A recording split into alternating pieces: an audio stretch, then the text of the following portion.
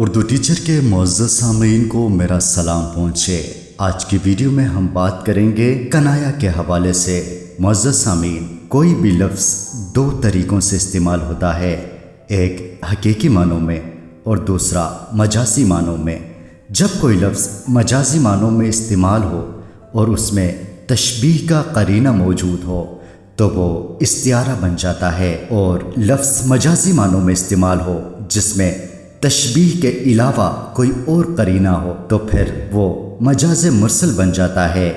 اور کوئی لفظ مجازی معنوں میں اس طرح استعمال ہو کہ حقیقی معنی بھی مراد لیے جائیں تو پھر وہ کنایا بن جاتا ہے۔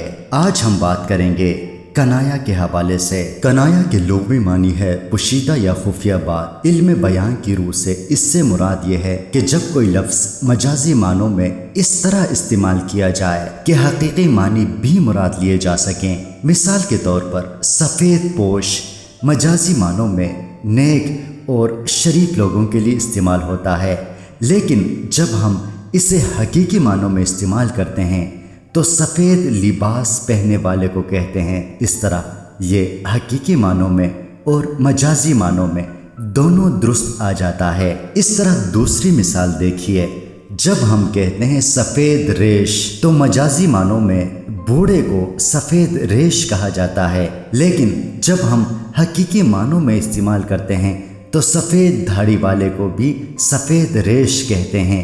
یوں مجازی اور حقیقی معنوں میں دونوں میں یہ لفظ استعمال ہو رہا ہے۔ دراصل کہنے والے کی مراد مجازی معنوں سے ہی ہوتی ہے، لیکن اس سے واضح طور پر حقیقی معنی بھی مراد لیے جا سکتے ہیں، اور یوں کہنے والا اس ندامت سے بھی بچ جاتا ہے جو اسے مجازی معنوں کے ضمن میں اٹھانی پڑ سکتی ہے۔ مثال کے طور پر میں نے بال دھوپ میں سفید نہیں کیے، کہنے والے کی مراد یہ ہے کہ میں بوڑھا یا پختہ عمر کا آدمی ہوں، اس لیے تجربہ کار ہوں۔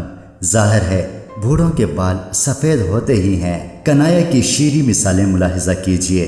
مطبخ ہے سرد آگ کا اس میں نہیں ہے نام، بچے ہوائے گرم سے بیتاب ہے تمام۔ یہاں پر مطبخ یعنی باورچی خانے کا سرد ہونے سے مراد بھوک اور فاقہ ہے، جو ان کی دن رات کی دل لگی تھی، شراب ان کی گھٹی میں گویا پڑی تھی۔ گھٹی اس چیز کو کہتے ہیں جو پیدائش کے بعد بچے کے حلق میں پہلی بار ٹپکائی جائے، مگر محاورہ میں گھٹی میں پڑنا کے معنی عادی ہونا ہے۔ اگرچہ دونوں معنی یہاں درست بیٹھتے ہیں، مگر شاعر کی مراد صرف مجازی معنی ہے، یعنی عادی ہونا۔ جور سے باز آئیں پر باز آئیں کیا، کہتے ہیں ہم تجھ کو منہ دکھلائیں کیا۔ منہ کیا دکھلائیں سے مراد ندامت ہے۔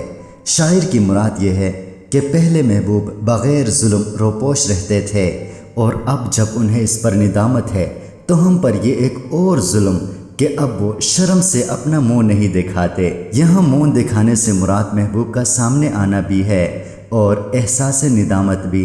شاعر کی مراد یہاں مجازی معنی یعنی ندامت شرمندگی سے ہے۔ کنایا کی اقسام۔ کنایا کی دو اقسام ہے، ایک کنایا قریب اور دوسرا کنایا بعید۔ جس کنایا کو سمجھنے کے لیے غور و فکر نہ کرنا پڑے بلکہ جلدی سے سمجھ میں آ جائے اسے قریب کا کنایا کہتے ہیں۔ مثال کے طور پر عمر تو ساری کٹی عشق بتاں میں مومن، آخری وقت میں کیا خاک مسلمان ہوں گے۔ کنایا بعید وہ کنایا جو فوراً سمجھ میں نہ آئے بلکہ اسے سمجھنے کے لیے غور و فکر کرنا پڑے۔ بالعموم چیز کی صفات بیان کر دی جاتی ہیں اور اس طرح چیز تک پہنچنا آسان ہو جاتا ہے۔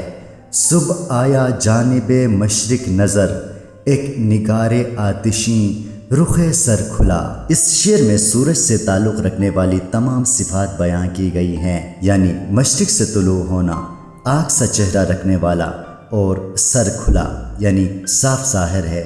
کنایا ہے سورج۔